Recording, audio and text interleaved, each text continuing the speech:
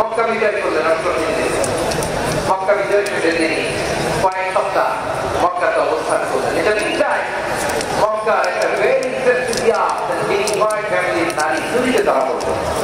কিসে ধরা পড়তো? সবাই বলেন কিসে? আমাদের সমাজে আছে না এটা? আছে? ছোট না বড়? হ্যাঁ, হিসাব করে শেষ করা যায় না। 3 লাখ কোটি টাকা নাই উন্নয়ন প্রকল্পের নামে। উন্নয়ন প্রকল্পের নামে 3 লাখ কোটি টাকা নেই। 3 লাখ কোটি টাকা লিখতে পারবেন আপনি? এক টান লিখতে পারবেন? বুঝতেছেন কত বড় সংখ্যা? হ্যাঁ, বনু মাখজুমিয়া গোত্রের এক নারী মক্কায় চুরিতে ধরা পড়ল। বলেন তো চুরি করলে বিধান কি? কি কাটতে হবে?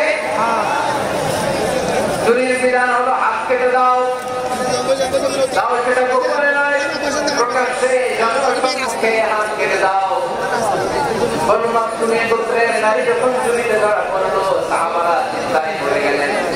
সবে মাত্র মক্কার লোকেরা কালিমা পড়ে মুসলমান হয়েছে, ইসলামের আইন কানুন তেমন জানে না, ইসলামের শরিয়ার সাথে বেশি পরিচিত নয়। এখন যদি বিশ্বনবী চুরির যে বিধান এটা যদি কায়েম করে হাত বিগড়ে যায়, না জানি মক্কার লোকেরা আবার মুরতাদ হয়ে যায়, না জানি মক্কার লোকেরা ইসলাম থেকে দূরে সরে যায়।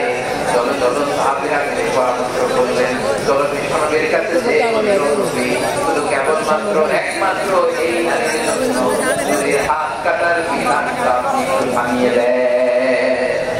চুরির হাত কাটার পার্টিকুলার করে মদিনাতে যে চলবে, কিন্তু মক্কা এবারের জন্য মাফ করে দেয়। কিন্তু কে বলবে?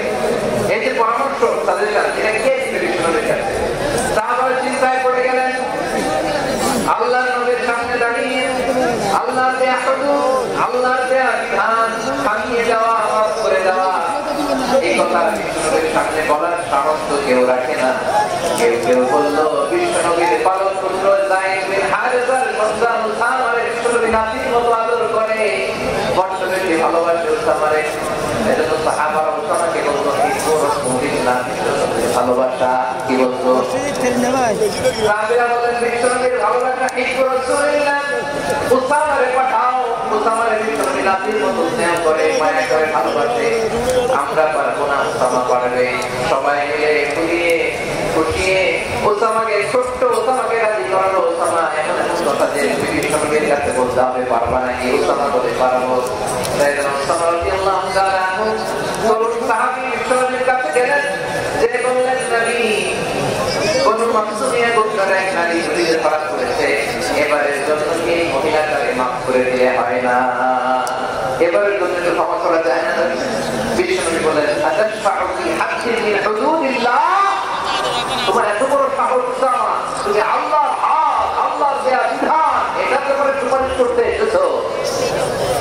তোমরা কি জানো তোমাদের আগে যত কম, যত পুত্র, যত জনপদ ধ্বংস হয়েছে তার কারণ ছিল তাদের মধ্যে গরিবরা অন্যায় করলে তারা বিচার করতো, আর ধনীরা অন্যায় করলে তারা মাফ করে দিত। খবরদার, ওয়াইমুল্লাহ লাউ আন্না ফাতিমাতা বিনতি মুহাম্মাদিন সারাকাত লাকাতা মুহাম্মাদুন ইয়াদাহা। বিশ্বনবী বললেন, আরে উসামা, বনু মাখজুমিয়ার এই প্রেস্টিজিয়াসের ডিগ্রি পাই, ফ্যামিলিতে তো দূর কি বাত, অনেক দূরের কথা। উসামা আমার পরিচয় টুকরা নয়, তুমি ফাতেমাও যদি মক্কার জমিনে আজকে চুরির দায়ে ধরা পড়তো, আমি বিশ্বনবী মুহাম্মদুর রাসূলুল্লাহ ধরে ফাতেমার ডান হাতটা কেটে দিতে বিলম্ব দেরি করতাম না। ইন্নাল্লাহ ইয়া'মুরু বিল আদল,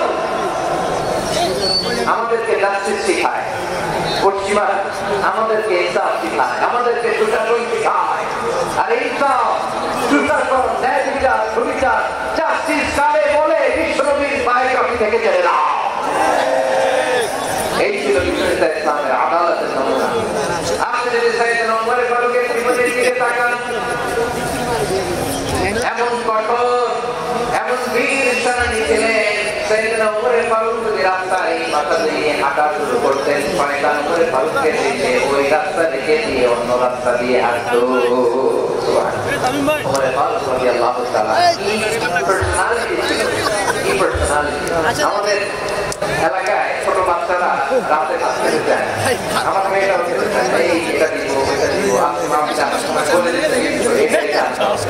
ছোট বাচ্চাদের অনেক বায়না থাকে, ওরা রাতে খেতে চায়।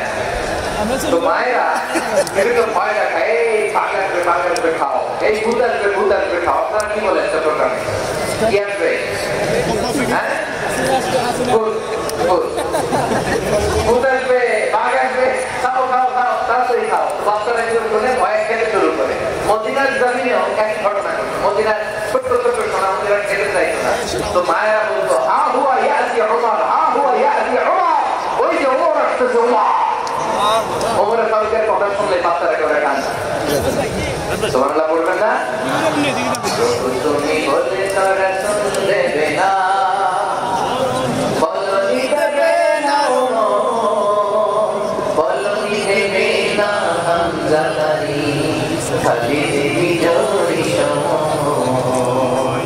প্রভু তুমি বলে তারা শুনবে না, বলনি দেবে না বলনি দেবে না হামজালারি, খালি দেবী জোরি সময়। প্রভু তুমি বলে তারা শুনবে না। ওমর ফারুক রাদিয়াল্লাহু তাআলা আল্লাহর কথা শুনলে গায়ের উত্তাপ হয়, গায়ের পশমগুলো দাঁড়িয়ে যায়। সুবহানাল্লাহ বলেন। কি পার্সোনালিটি ছিল, কি ব্যক্তিত্ব ছিল। মুনাফিকরা ওমর ফারুককে জমের মতো ভয় পেত। শয়তান, ভূত শয়তান এই রাস্তা দিয়ে আসছে, শয়তান অন্য রাস্তা দিয়ে আসছে। ওমর ফারুক রাদিয়াল্লাহু তাআলা জীবনে যদি দেখেন, তাহলে সেখানে আপনি আদালতে ইনসাফের, সুশাসনের, জাস্টিসের নমুনা দেখতে পাবেন। কয়টা শুনবেন? সাইয়েদনা ওমর ফারুকের রাদিয়াল্লাহু তাআলা আনহুর সন্তান আব্দুর রহমান মিশরে মদ খেয়ে মদ অবস্থায় ধরা পড়েছে। মদ খাওয়ার কারণে, মদ যদি কেউ পান করে আর যদি প্রমাণিত হয়, তার বিচার হলো আশীবের। আওয়াজ করে বলেন কয়বের? বাংলাদেশেও তো এই আইন আছে নাকি? বাংলাদেশে আছে? হ্যাঁ, মদ খাইলে আসিবে, এই আইন বাংলাদেশে চালু হোক, আমরা চাই কি চাই না? চাই সবাই। এজন্যই তো ইসলাম ভালো লাগে না। ইসলামকে ভালো লাগে না, ইসলামকে আউট করে রাখতে পারলেই তো এরকম বড় বড় বোতল খাওয়া যায়। একেবারে সহজ, পানির মতো সহজ, এসব একেবারে সহজ। ওমর ফারুক রাদিয়াল্লাহু তাআলা ছেলে ভুল করে মদ পান করে ফেলেছিলেন। আব্দুর রহমান ঘটনা ঘটেছে মিশরে। মিশরের গভর্নর তখন আমর ইবনে আস রাদিয়াল্লাহু তাআলা। আব্দুর রহমানের ভাইকে গভর্নর কি বলল, গভর্নর যদি একটু দয়া করেন, খলিফার ছেলে আমার ভাই আব্দুর রহমান মদ্যপ অবস্থায় ধরা পড়েছে, জনসম্মুখে যদি আপনি ব্যাপার করেন, আমাদের প্রেসিডেন্ট থাকে না, আশীর্বাদ আপনি মারেন, আমার কোনো কথা নাই, কিন্তু ঘরের ভেতরে মারেন। আব্দুর রহমানের ভাইয়ের সুপারিশ শুনে সাইয়েদনা ওমর ইবনে আস রাদিয়াল্লাহু তাআলা রাজি হয়ে গেলেন। ঘরের ভেতরে লোক চক্ষু আড়ালে আশীর্বাদ তিনি মানলেন। কিন্তু ঘটনাক্রমে এই কথা লুকিয়ে লুকিয়ে ঘরের ভেতরে আশীর্বাদ মারার কথা সাইয়েদনা ওমর ফারুক মদিনা থেকে জানতে পারলেন। মদিনা থেকে তিনি ফরমান জারি করলেন, এই ইসলাম যেমনটি আমর ইবনে আস আদায় করেছে, তার প্রকৃতপক্ষে আদায় হয় নাই। আসো সবাই মদিনায় আসো, আমর ইবনে আস মদিনায় আসো, আব্দুর রহমান আসো, সবাই আসো, জনসম্মুখে এই বিচার কার্যকর করতে হবে। ওমর ফারুক মসজিদে নববীর পিলারের মধ্যে নিজের ছেলেকে বাঁধলেন, আবার জনসম্মুখে আশিটাকে তার গায়ের মধ্যে মারলে। মাজমুয়ে ফাতাওয়া ইবনে তাইমিয়া রাহিমাহুল্লাহ তিনি এটা বলেছেন। এটা আরো অনেক মারা গেছে, সবের উপর ওগুলো বাদে দিলাম। কেমন খলিফা ছিল, কেমন খলিফা। পশ্চিমারা তোমরা জানছি, আমাদেরকে শেখাও ইনসাফ কারে বলে, সুশাসন আমাদেরকে তোমরা শিখাও। ওমর ফারুক রাদিয়াল্লাহু তাআলা ওই বিচারকে তিনি কর্তব্য মনে করেন নাই। মদিনাতে আবার আশীর্বাদ করেছেন।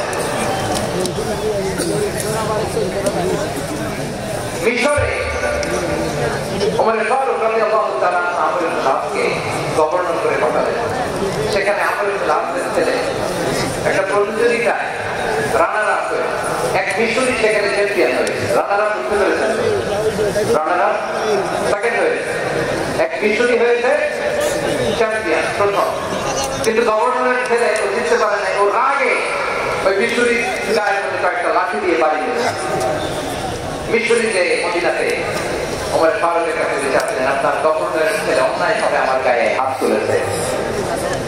ওমর ফারুক আবার ফরমানজারি করলেন, আসো মদিনাতে আসো। মিশরিকে ডাকলেন, ওই মিশরের গভর্নর রাদিয়াল্লাহু ডাকলেন, তার ছেলেকেও ডাকলেন, সবাই বসে রইল। রাদিয়াল্লাহু তাআলা মাথা নিচু করে বসে আছেন, লজ্জায় কাতু হাই হাই, আজকে আমার ছেলের কারণে আমিরুল মুমিনিন খলিফাতুল মুসলিমিন ওমর ফারুকের কাছে আমি জনসম্মুখে লজ্জিত হচ্ছি। সাইয়েদনা ওমর ফারুক বললেন, এই নাও লাঠি, গভর্নরের ছেলে তোমার মাথার মধ্যে যতগুলো বাড়ি মেরেছে, আজকে জনসম্মুখে তুমি অতগুলা বাড়ি মারো। মিশরি বলে, থাক, আপনি যে ডেকে আনছেন সবার সামনে এটা বলছেন, এতেই আমি খুশি। আল্লাহু আকবার।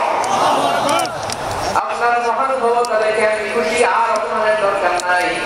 ওমর ফারুক বলে, না খবরদার, এই কথা মিশরি তুমি বলো না, মারো, যতগুলা বাড়ি মেরেছে মারো। বাধ্য হয়ে মিশরি আমর ইবনে নাসের সামনে ওনার পরিবার টুকরা সন্তানের মাথার মধ্যে বাড়ি মারতে আরম্ভ করলেন। ঠিক যতগুলা বাড়ি গভর্নরের ছেলে আমর ইবনে নাসের ছেলে মিশরির গায়ে মেরেছিল, মাথায় মেরেছিল, মিশরি গুনে গুনে ততটা মারলেন। এই দৃশ্য দেখে ওমর ফারুক রেগে মেগে আগুন, রাগে ছুটে রাগ সামলাতে না পেরে, আর নিজেকে সামলাতে না পেরে মিশরিরে বললেন, ছেলেরে মারা শেষ হয়ে গেলে এবার বাবার টাক মাথার মধ্যে কয়েকটা বাড়ি মার। রাগের চোটে, আউট অফ অ্যাঙ্গার, রাগের চোটে যে আমার পাঠানো গভর্নর আমর ইবনে নাস তার ছেলেকে কেন হবো, তার দিয়া কেন শিক্ষা দিতে পারে না।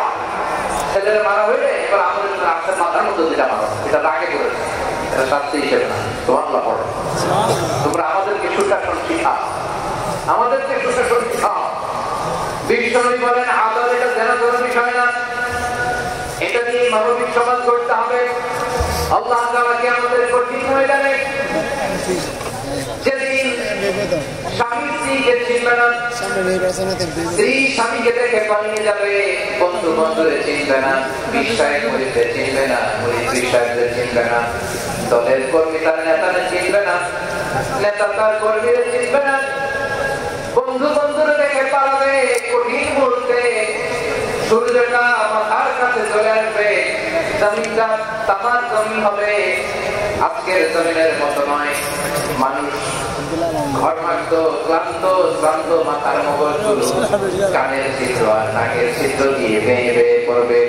বিশ্বনবী ফরমান, কিয়ামতের এই কঠিন ময়দানে 7 শ্রেণীর ব্যক্তি যেন পুরানি তার আমাদের নিচে ছায়া দিবেন। তার মধ্যে প্রথম শ্রেণীর ব্যক্তি হলো ইমামুন আদিল। ইমামুন আদিল ন্যায়পরায়ণ, যে ইনসাফের সাথে বিচার করে, যে জাস্টিস সমাজে সার্ভ করে, যে সুশাসন নিশ্চিত করে, ওই ইমামুন আদিল। আদিল কথাটা বলছেন না, ইন্নাল্লাহ ইয়া'মুরু বিল আদল, পাইলেন? আদিল আল্লাহ তাআলা সুশীত আলোচনার নিচে ছায়া দিলেন, যেদিন তার দেয়া ছায়া ছাড়া কোনো ছায়া থাকবে না। এর প্রথম হচ্ছে ইমামুন আদিল, ন্যায়পরায়ণ। সকল চিল্লায় বলে সুবহানাল্লাহ। আবার বিশ্বনবী বলেন, ইন্নাল মুকসিতিনা ইনদাল্লাহি আলা মানাবির মিন নূর আন ইয়ামিনির রহমান। কিয়ামতের দিন যারা ন্যায়পরায়ণ হিসেবে আল্লাহর সামনে দাঁড়াবে, কিয়ামতের দিন রব্বুল আলামিন তার আরশের ডান দিকে ওই ন্যায়পরায়ণ লোকদের জন্য আরশের ডান দিকে একটা নূরের মিম্বারে তাদেরকে বসার সুযোগ করে দিবে। আল্লাহর আরশের ডান দিকে ন্যায়পরায়ণ লোকদের জন্য আল্লাহ তাআলা নূরের মিম্বার বানাবে। তার সেখানে কথা মনে করেছেন, আল আদাল, জাস্টিস, ইন্নাল্লাহা ইয়া'মুরু বিল আদল। আল্লাহ তাআলা এই আদালতের নির্দেশনা দেন, সুবিচার, সুশাসন। প্রিয় ভাইরা, এটা আমরা বাংলাদেশে চাই কি চাই না? এই যে অরাজকতা, এই যে অন্যায়, এই যে জুলুম, এই যে ইনকনসিস্টেন্সি সমাজের অসঙ্গতি, এর প্রধান কারণ জাস্টিস নাই, সুবিচার নাই, সুশাসন নাই। শেষবারের মতো আওয়াজ করে বলেন তো আমরা বাংলাদেশে আদল চাই কি চাই না? তাহলে প্রথম নির্দেশনা শেষ, আল্লাহ তাআলা তোমাদেরকে আদলের আদেশ দেন। এরপরে আল্লাহ বলেন আমি তোমাদেরকে ইহসানের আদেশ দেই। ইন্নাল্লাহা ইয়া'মুরু বিল আদলি ওয়াল ইহসান, আমি তোমাদেরকে যেমনি আদলের নির্দেশনা দেই তেমনি ভাবে তোমাদেরকে ইহসানের নির্দেশনা দেই। ইহসান, আওয়াজ করে সবাই বলেন তো ইহসান। সবাই বলেন, সবাই বললে এতটুকু আওয়াজ করে আমি বিশ্বাস করি। আওয়াজ করে বলুন আল ইহসান। ইহসান মানে কারোর প্রতি সফট হার্টেড হওয়া, মহানুভব হওয়া, অনুগ্রহ পরায়ণ হওয়া, অনুগ্রহশীল হওয়া, একে অপরের প্রতি দয়াদ্র হওয়া। একে অপরের প্রতি দয়াদ্র অনুগ্রহশীল হওয়া ছাড়া মানবিক সমাজ কঠিন কালো গঠন করা সম্ভব না। প্রিয় ভাইরা, সুন্দর আচরণ দিয়ে, ইহসান দিয়ে যা জয় করা যায়, নরম আচরণ দিয়ে যেটা অর্জন করা যায়, কঠোরতা দিয়ে সেটা পাওয়া যায় না। বিষ্ণু ইসলাম ইহসান দিয়ে, কোমল আচরণ দিয়ে, তার অনুগ্রহ দিয়ে তিনি অনেক কাফিরের হৃদয়কে জয় করে ফেলেছেন। সাইয়েদনা সুমামা ইবনে উসাল রাদিয়াল্লাহু তাআলা আনহুর কথা মনে পড়ে যায়। তিনি ছিলেন ইয়ামামার বাদশা। মদিনাতে বিশ্বনবীকে হত্যা করার নিয়তে এসেছিলেন। গোপনে গোপনে বিশ্বনবীকে হত্যা করে আবার ইয়ামামাতে তিনি ফিরে যাবেন। কিন্তু কি অবাক হয়, কাণ্ড হত্যা করতে পারে নাই, সাহাবাদের হাতে তিনি ধরা পড়ে গেলেন। সাইয়েদনা সুমামা ইবনে উসাল রাদিয়াল্লাহু তাআলা আনহু হত্যার নিয়তে আসলেন, কিন্তু হত্যা করতে পারলেন না। সাহাবারা ওনাকে ধরে ফেললেন, ধরে মসজিদে নববীর বিলাদের মধ্যে বেঁধে রাখলেন। সুমামা ইবনে উসাল সিরাত থেকে শোনান রাদিয়াল্লাহু তাআলা ইয়ামামার অধিপতি ছিলেন। ইয়ামাম বিশ্বনবীকে হত্যার জন্য আসছেন, ধরা পড়ে গেলেন, তাকে মসজিদে নববীতে বেঁধে রাখলেন। তার মানে বন্দী। এখন এটা কি বন্দী? বিশ্বনবী সাল্লাল্লাহু আলাইহি ওয়াসাল্লাম সাহাবাদেরকে বললেন তার খোঁজ খবর নিও, সুমামা ইবনে উসালের খোঁজ খবর নিও। সাহাবারা বললেন ইয়া রাসূলুল্লাহ, আপনাকে হত্যা করতে এসেছে, তার তো কঠিন ক্যাপিটাল পানিশমেন্ট হওয়া দরকার, কঠিন শাস্তি হওয়া দরকার। বিশ্বনবী বললেন না, আমি যেটা জানি তোমরা সেটা জানো না, তোমরা তোমার সাথে ভালো আচরণ করো। বিশ্বনবী সুমামার কাছে গেলেন। প্রথম দিন যে তিনি কালেমার দাওয়াত দিলেন, ঈমানের দাওয়াত দিলেন, ইসলামের দাওয়াত দিলেন, রিসালাতের দাওয়াত দিলেন, আখিরাতের দাওয়াত দিলেন। পরের দিন যে বিশ্বনবী সালাতের দাওয়াত দিলেন, যাকাতের দাওয়াত দিলেন, ইসলাম কি, কিভাবে, কেমন করে পালন করতে হয় চমৎকার আর্টিকুলেট করতে শুরু করলেন। তন্ময় হয়ে সুমামা ইবনে উসাল রাদিয়াল্লাহু তাআলা বিশ্বনবীর কথাগুলো শুনতে আরম্ভ করলো। একদিন নয়, দুই দিন নয়, টানা 3 দিন বিশ্বনবী সুমামার কাছে ইসলামকে প্রেজেন্ট করেছেন, উপস্থাপন করেছেন। আওয়াজ করে বলেন কয়দিন? 3 দিন। 3 দিন মসজিদে নববীতে বাঁধা। আর সাহাবীদেরকে বললেন তার খোঁজ খবর নিও, তোমরা যে রুটি বানাও এর মধ্যে সবচেয়ে ভালো আটার রুটিটা তারে দিও, সবচেয়ে রিফাইন্ড খেজুর যেটা, পিওর খেজুর, এটা তারে দিও। আর বিশ্বনবী নিজের মুখ থেকে দুধ দহন করে ওনার বাড়ির এক কর্মচারীকে বলেছেন দুধ দহন করে তোমার জন্য নিয়ে যেতে হবে। সুবহানাল্লাহ পড়বেন না? সবাই তো অবাক, ইয়ামামা থেকে আসছে নবীকে হত্যা করতে, বিশ্বনবী দেখে তাদের জামায়াত করে, তাকে মজার মজার খাবার দিও, দুধ দিও, আদর আপ্যায়ন করো। একদিন নয়, 2 দিন নয়, টানা 3 দিন বিশ্বনবী এভাবে সুমামার কাছে যেয়ে ইসলামকে প্রেজেন্ট করতে আরম্ভ করলেন, ইসলামকে উপস্থাপন করতে শুরু করলেন। আর তাকে চমৎকার এন্টারটেইনমেন্ট আপ্যায়ন দিতে আরম্ভ করলেন। টানা 3 দিন যখন ইসলামের ইসলামের সুমহান বাণী সৌন্দর্য তার কাছে উপস্থাপন শেষ, তাকে আপ্যায়ন শেষ, বিশ্বনবী বললেন সাহাবীদেরকে যাও, এবার সুমামার হাতের পায়ে রশি দুটো খুলে দাও। আমি দায়িত্বগিরি করতেছি। সাহাবারা বললেন ইয়া রাসূলুল্লাহ, কি বলেন আপনি? দায়িত্ব করলাম না, ও তো হত্যাকারী, সুযোগ পায় না, আপনার মানতে পারে না, এই দিন আবার আপনার উপর তওবা নিয়ে তাকিয়ে করবেন, নবী এই সিদ্ধান্ত আপনি নিতে যাবেন না। বিশ্বনবী বললেন যেটা বলেছি সেটা করো, সুমামার রশিদগুলো ছেড়ে দাও, সুমামার হাতে পায়ে রশিদগুলো তোমরা খুলে দাও। সাহাবারা তর্ক জুড়ে দিলেন, লা ইয়া রাসূলুল্লাহ, এটা করবে না তো ভয়ঙ্কর ভয়ঙ্কর খুনি, এটা কি হয়ে যায়? বিশ্বনবী বললেন না, তার হাতে পায়ের রশিগুলো খুলে দাও। সাহাবারা বিষ্ণুনবীর কথা মতো তার হাতে পায়ের রশিগুলো খুলে দিল। তোমার মুহূর্তের মধ্যে মসজিদে নববী থেকে বের হয়ে ইয়ামামায় ফিরে যে মসজিদে নববীর পাশে একটা খেজুর বাগান ছিল, সেখানে চলে গেলেন। সেখানে একটা ছোট্ট কুয়া ছিল, কুয়ার পানি দিয়ে তিনি গোসল করলেন। সুবহানাল্লাহ পড়েন। কুয়ার পানি দিয়ে গোসল করে মসজিদে নববীর সামনে এসে বিষ্ণুনবী এবং সাহাবাদের সামনে দাঁড়িয়ে সাব্বাহ করে বললেন, আশহাদু আল্লা ইলাহা ইল্লাল্লাহ ওয়া আশহাদু আন্না মুহাম্মাদান আবদুহু ওয়া রাসূলুহু। আল্লাহু আকবার। আমি সাক্ষ্য দিচ্ছি আল্লাহ তাআলা কোনো ইলাহ নাই, মুহাম্মদ আল্লাহ তাআলার প্রেরিত বান্দা এবং রাসূল। প্রিয় ভাইরা, ইহসান দিয়ে যা জয় করা যায়, কঠোরতা দিয়ে কঠিন কালেও জয় করা যায় না। আওয়াজ করে বলে ঠিক কি না? এবার সুবহানাল্লাহ দাঁড়িয়ে বলে, ও নবী, আমি তো কালিমা পড়ে মুসলমান হয়ে গেলাম। এবার শোনেন, এই মুহূর্তের আগে আপনার চেহারা চাইতে নির্দিষ্ট কোন চেহারা আমার কাছে ছিল না, কিন্তু শাহাদা পাঠ করার পরে আপনার চেহারা চাইতে উত্তম শ্রেষ্ঠ কোন চেহারা আমার কাছে আল্লাহ। ও নবী, আজকের দিনের আগে ইসলাম ধর্মের যে নিকৃষ্ট অপছন্দনীয় কোন ধর্ম আমার কাছে ছিল না, কিন্তু এই মুহূর্ত থেকে ইসলামের যে সেরা শ্রেষ্ঠ পছন্দনীয় কোন ধর্ম আমার কাছে নাই। নবী গো, আজকের দিনের আগে মদিনার চাইতে অপছন্দনীয় নিকৃষ্ট কোন শহর আমার কাছে ছিল না, কিন্তু এই মুহূর্তের পর থেকে মদিনার চাইতে কোন শ্রেষ্ঠ শহর আমার জানা নাই। সে ছিল গমের বড় ডিলার, গম শ্রেষ্ঠ। তার গম কিনে মক্কা লোকেরা রুটি খেতে ঘোষণা দিল, আজকে থেকে মক্কাবাসীদের জন্য সব গম আমি হারাম করে দিলাম। মক্কাবাসী এখন না খেয়ে মরে। তোমরা বলবেন না?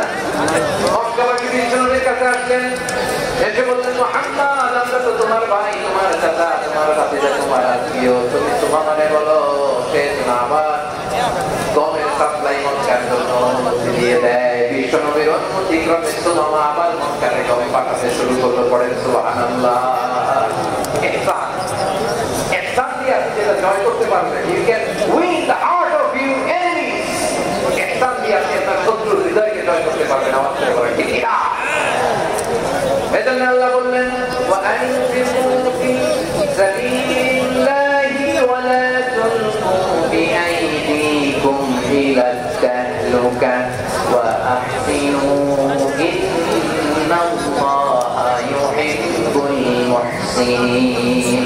তোমরা আল্লাহর রাস্তায় দান করবে আর নিজেরা নিজেদেরকে ধ্বংসের হাতে ছেড়ে দিও না। তোমরা একে অপরের প্রতি ইহসান করবে, কারণ ইহসানকারীদেরকে আল্লাহ বড় ভালোবাসে। আবার সূরা রহমান আল্লাহ বললেন, হাল জাযাউল ইহসানি ইল্লা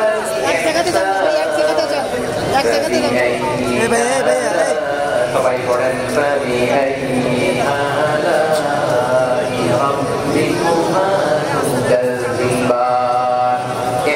প্রতিদান হিসেবে ইহসানি হয়।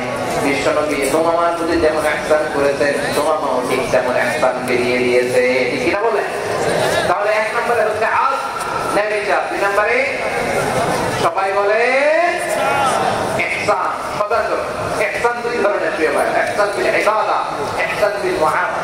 ইহসান বিল ইবাদা হচ্ছে একাগ্র অনুভবে ইবাদতে ডুব দেওয়া, এর নাম ইবাদতের ইহসান।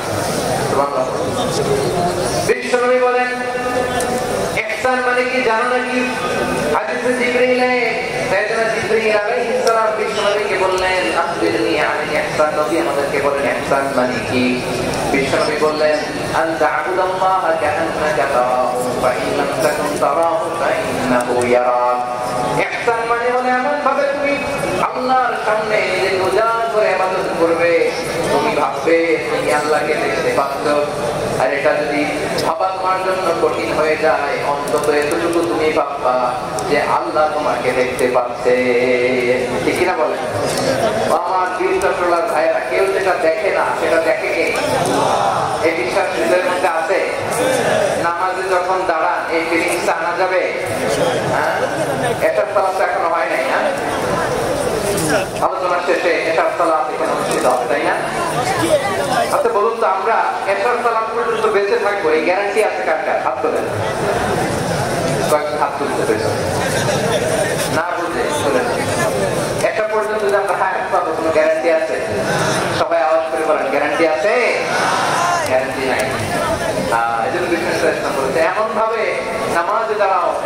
করো, মনে করো হতে পারে এটাই আমার জীবনের শেষ নামাজ।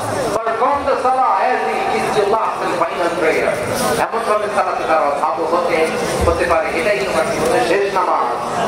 এমন ভাবে নামাজে দাঁড়াও, ভাবো এটাই শেষ নামাজ। তাহলে নামাজে একাগ্রতা বাড়ায় দিবে কে? বলে ইবাদতের ইহসান আমাদের অর্জিত হবে। আর মুআমালাতে ইহসান হলো বিশ্বনবী বলেন ইন্নাল্লাহ তাবারাকা ওয়া তাআলা كتب الإحسان على كل شيء فإذا قتلتم فأحسنوا القتلة وإذا ذبحتم فأحسنوا الذبح وليحد أحدكم شفرته وليحد ذبيحته إحسان দুই ধরনের। আওয়াজ করে বলতে হবে কয় ধরনের? সবাই বলুন আওয়াজ করে কয় ধরনের? একটা হচ্ছে ইহসান ফিল ইবাদত, ইবাদতে ইহসান। ইবাদতে ইহসান কি? একাগ্র অনুভব দিয়ে ইবাদত, মন প্রাণ দিয়ে ইবাদত। আর মুআমালাতে ইহসান কি? সব কাজে, দৈনন্দিন কাজে, কর্মে, সামাজিক অ্যাক্টিভিটিতে কোমলতা প্রদর্শন করা, অনুগ্রহের সাথে সব। আল্লাহ তাআলা ইন্নাল্লাহ তাবারাকা ওয়া তাআলা কাতাবাল ইহসান আলা কুল্লি শাই, তিনি সব কিছুর ব্যাপারে ইহসানকে আমল করেছেন। মুমিনের সব কাজে ইহসানের পরশ থাকবে। ওয়া ইযা কাতালতুম ফাহসিনুল কিতলা, বিশ্বনবী বলেন তুমি যখন কাউকে হত্যা করো ইহসানের সাথে করো। সুবহানাল্লাহ পড়বেন না? যখন হত্যা করো তখনও ইহসান। আচ্ছা হত্যা করবো মানে ইহসান আসবে করে তো মেরেই ফেলবো।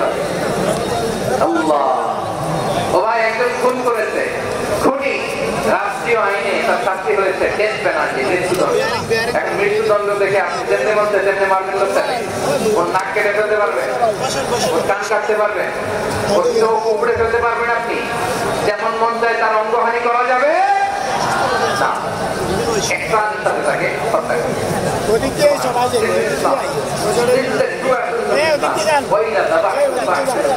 যখন জবাই করবে তখন ইহসানের সাথে করবো জবাই, ওইখানে নাকি ইহসান। কুরবানির দিন আমরা পশুগুলো কি করি? বলে সবাই আওয়াজ করে জবাই। জবাই মানে তো এটা মেরেই ফেলছে, টুকরো টুকরো করে বস্তুগুলো খাবো, এটা তো খাবো, এটা তো মেরেই ফেলবে। বিষ্ণু বলে না, জবের মধ্যেও মুমিনের জবের ভেতরেও ইহসানের পরশ থাকা চাওয়া হয়। যখন জবাই করবে প্রাণীটাকে হাত পা টাইট করে বেঁধে নাও, ছুরিটাকে শার্পেন করে নাও, ধারালো করে নাও, যাতে অল্প সময়ে জবাইটা হয়ে যায়, প্রাণীটা যাতে কম কষ্ট পায়। সুবহানাল্লাহ পড়ে। আল্লাহ তাআলা যেমনি আদলের আদেশ করেছেন, ন্যায় বিচার জাস্টিস এনশিওর করতে বলেছেন, সমাজে ইহসানের ব্যবহার, ইহসানের অনুশীলন তিনি করতে বলেছেন। এজন্য মুমিনের প্রতিটি কাজে, আমার চট্টগ্রামের ভাইরা আমার দিকে তাকান, খেয়াল করে শুনুন, মুমিন জীবনের প্রতিটি কাজে ইহসানের পরশ থাকা যায়। আমরা যেন আমাদের পরিবারের প্রতি ইহসান, আমরা যেন আমাদের কর্মচারীদের প্রতি ইহসান করি, আমরা যেন আমাদের কলিগদের প্রতি ইহসান করি, আমরা যেন আমাদের ভাইদের প্রতি ইহসান করি। মুমিন জীবনের প্রতি কাজে ইহসানের পরশ থাকার দরকার আছে না নাই? কথা বুঝতে পেরেছেন? তাহলে আল্লাহ তাআলা তিনটা আদেশ ছিল, কয়টা গেল? বলে গেছে চট্টগ্রাম। তিনটা আদেশের মধ্যে কয়টা বললাম? প্রথমে কি ছিল? আদল। 2 নম্বরে 3 নম্বরে রব্বুল আলামিন বললেন ওয়া ইতাইল কুরবা, নিকটাত্মীয়দেরকে দান করো, নিকটাত্মীয়দেরকে দাও, যারা তোমাদের ব্লাড কানেকশনের আত্মীয় তাদেরকে তোমরা দাও। এখানে জেনারেলি বললেন দাও, এই জীবনটা তিনি এখানে বলেন নাই। এটা তিনি সূরাতুল ইসরার আল্লাহ বলেন ওয়া আতিযাল কুরবা হাক্কা, নিকটাত্মীয়দেরকে তাদের অধিকার, তাদের প্রাপ্য তোমরা বুঝিয়ে দাও। দেখেন, একটা শান্তির সমাজ, একটা সমৃদ্ধ সমাজ, একটা মানবিক সমাজ গঠনের জন্য আল্লাহ তাআলা বলেছেন মাত্র 3টা অর্ডার, 3টা ভার্ডিক তিনি জারি করেছেন। 1 নাম্বার সুশাসন, ন্যায় বিচার। 2 নাম্বার ইহসান। 3 নাম্বার নিকটাত্মীয়, যারা কাছে তোমার ভেরি ক্লোজ রিলেশনশিপ আছে, তাদেরকে দাও। দাও, দিলে বাড়িয়ে দেয় কে? আল্লাহ। অনেকে দিতে চায় না, কৃপণতা করে। দিলে বাড়ায় দেয় কে? আল্লাহ। ওমিয়া মদিনার মধ্যে সবচেয়ে গরিব সাহাবী ছিল বেলাল রাদিয়াল্লাহু তাআলা আনহু। ওনার এন্টায়ার অ্যাসেট, সম্পদের পরিমাণ কত জানেন? একটা লোক বেলাল রাদিয়াল্লাহু তাআলা আনহু মাত্র একটা লুঙ্গি, একটা লুঙ্গি। টোটাল ওয়েলথ এস্টিমেশন, টোটাল সম্পদের পরিমাণ বেলাল রাদিয়াল্লাহু তাআলা কি ছিল? কথা বলতে নাই বলতে কি ছিল? ওই বেলাল রাদিয়াল্লাহু তাআলা বলেছেন, আনফিল ইয়া বেলাল, ও বেলাল তুমিও দাও, ওয়ালা তাখশা মিন যিল আরশি ইখলালা, আরশের অধিপতি তো কোনো ঘাটতি নাই, তুমি দিলে ওই আল্লাহ তোমারে বাড়ায় দিবে। এজন্য আমার প্রিয় ভাইরা, দিলে কমে না, দিলে বাড়ে। অনেকে ধরে রাখে, নতুন কিছু দিতে পারে না, হাত দিয়ে যেটা ধরে রেখেছেন এটা দিয়ে দেন, বড় একটা ধরার সুযোগ পাবেন, ধরে বলেন ঠিক কিনা? ধরেন 5 কেজি ওজনের একটা ধরে রাখছেন, এটা না পারলে 10 কেজি ধরতে পারবেন আপনি? আচ্ছা, 10 কেজি জিনিস একটা আছে, ওইটা যদি ছেড়ে দেন, তাই না 15 কেজি ধরতে পারবেন। কথা বলেন ঠিক কিনা? দিলে বাড়িয়ে দেয় কে? রাব্বুল আলামিন বললেন 3 নাম্বার আদেশ হলো তোমাদের প্রতি সমাজ করে মানবিক সমাজ, সুন্দর সমাজ গড়বা। 3 নাম্বার আদেশ হলো ওয়াআতিল কুরবা হাক্কা, নিকটাত্মীয়দেরকে তাদের প্রাপ্য বুঝিয়ে দাও। এই নিকটাত্মীয়দেরকে তাদের অধিকার বুঝিয়ে দেওয়া, প্রাপ্য বুঝিয়ে দেওয়া, আমাদের গাফলতি আচরণ নাই। মাশাআল্লাহ আছে আছে। অনেকে দেখবেন অনেক আল্লাহওয়ালা তাহাজ্জুদ গুজার, সিজদা দিতে দিতে কপালে কালো দাগ ফেলে দিতে সে তার বোনের হকটা আদায় করে নাই, আচরণ নাই। হ্যাঁ, এখানেও আছে। অনেক বড় হাজী সাহেব, বিশাল লম্বা দাড়ি, ছেলের সব দিয়ে দিতে, মেয়ের কিছু দেয় না, মেয়ের সব আদায় করে নাই, আছে না নাই? এই হাজী সাহেবেরা, এই আল্লাহ কিয়ামতের ময়দানে আটকে যাবে। আপনি